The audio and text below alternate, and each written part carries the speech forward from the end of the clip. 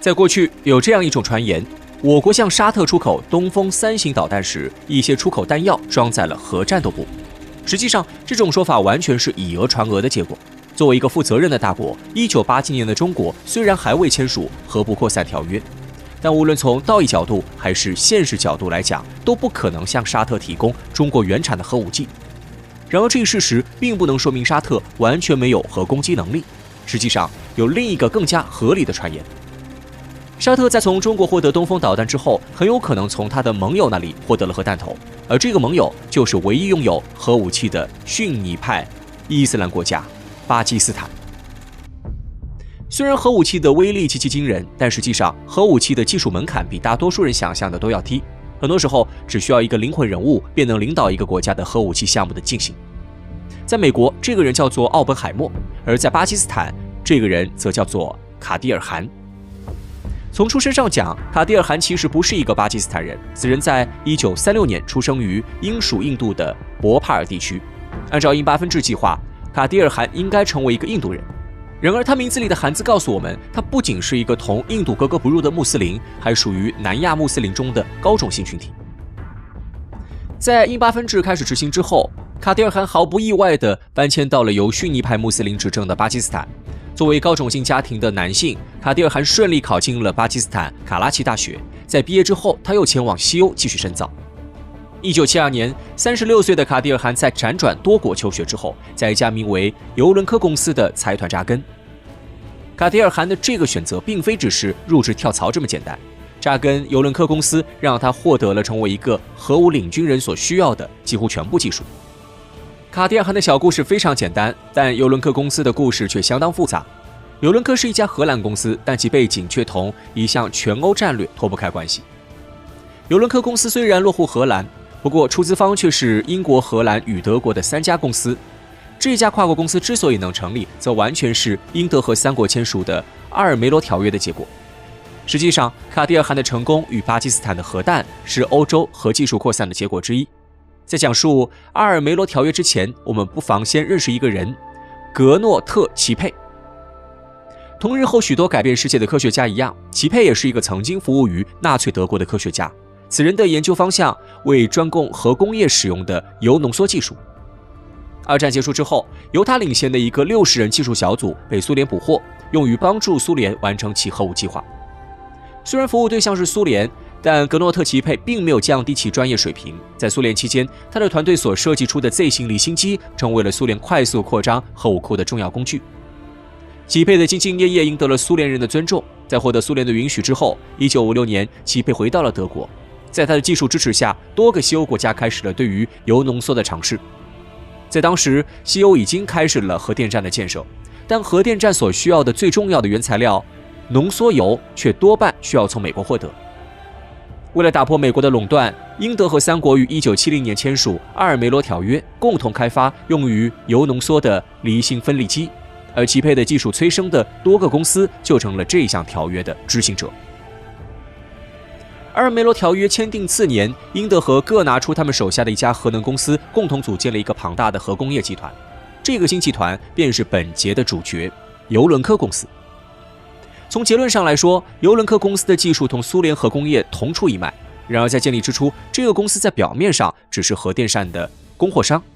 非军事身份让这家公司的保密程度相当低。在招募人手方面，他们也十分宽容。正因为如此，巴基斯坦人卡迪尔汗不仅能轻易成为尤伦科公司的工程师，还能轻而易举地获得欧洲人此前20年积累的铀浓缩技术。在为尤伦科工作了一段时间之后，卡迪尔汗实际上已经有资格成为核武器项目的领军人物。然而，欧洲人之所以如此松懈，就是因为技术不是核武器民用转军用的门槛，政治才是。卡迪尔汗最终能回到巴基斯坦，其实才是巴基斯坦踏上核武之路的最重要一步。1976年，时任巴基斯坦总理阿里布托邀请卡迪尔汗回到巴基斯坦，领导巴基斯坦展开核武器的研制工作。同年，卡迪尔汗就响应了国家号召，成为了巴基斯坦核武计划的领军人物。上面几句话虽然非常简单，但是背后有一个细节却很耐人寻味。在为尤伦克公司工作了4年之后，所有西方同行都清楚卡迪尔汗回国会导致什么结果，并且早在20年前，西方就曾在一个类似的场景中花了数年时间阻挠钱学森回国。为何当巴基斯坦核技术专家归国的时候，西方却集体哑火？实际上，美国才是巴基斯坦本土核工业的第一个领路人。在印巴分治之后，美苏2大国就开始在南亚进行博弈。苏联选择了印度作为盟友，而美国自然而然地开始了对巴基斯坦的全面支持。这种全面支持在上世纪60年代自然包括对巴基斯坦提供核工业的早期扶持。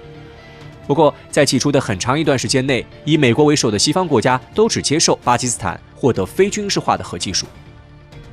然而，美国之所以扶持巴基斯坦，其原因在于对抗苏联支持的印度。因此，美国对巴基斯坦的支持程度完全取决于印度在南亚次大陆的行动。作为一个潜在的世界霸权，印度一直认为拥有核武器是保证其大国地位的必要拼图。在中国接连引爆原子弹与氢弹之后，印度人对核武器的渴望到达了极点。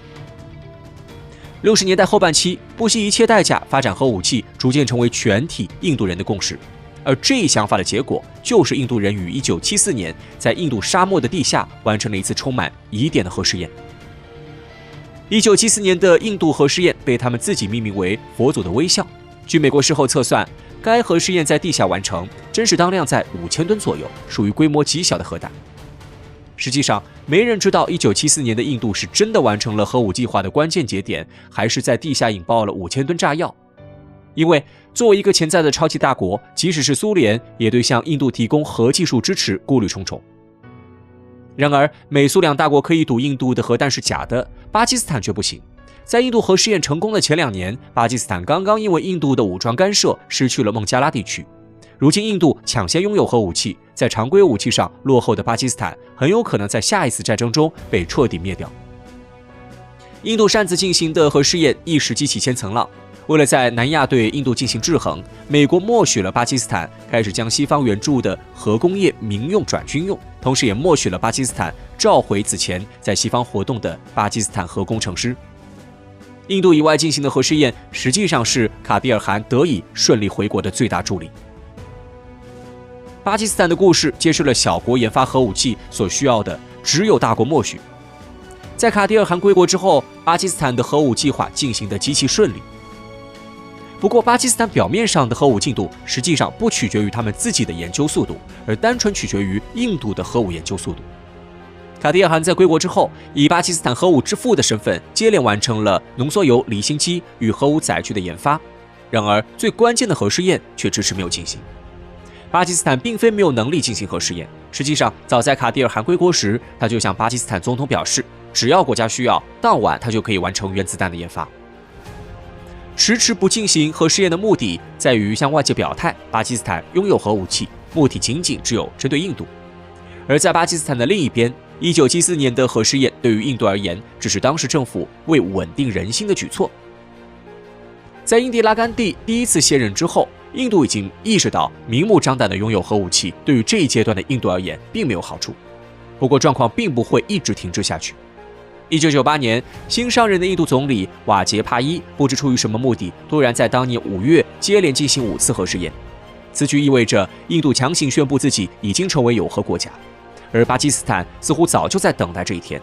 在印度进行核试验的当月，巴基斯坦也针锋相对地进行了5次核试验，用行动告诉印度人，他们早就拥有了可以同印度一较高下的核能力。